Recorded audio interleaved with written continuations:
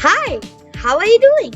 In this lesson, we'll be learning how to create like a sci-fi animation.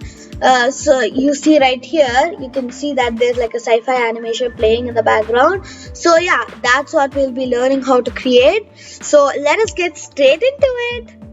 So the first thing we're gonna do for this animation is let's make the grid pattern you can see on the video.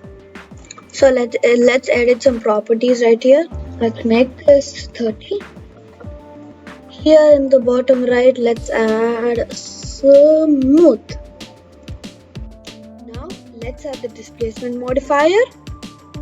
So here, now you can see we are done with the object. Now it's time to do the animation. So let's do that.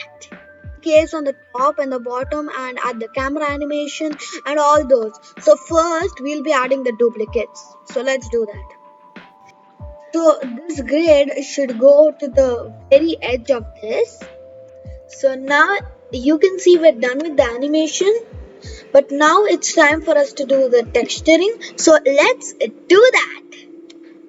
So now you can see we're done with this, we're done with everything, but I really can't play the animation because it is very laggy. But uh, I'll show you how it will look after it's rendered. Take a look.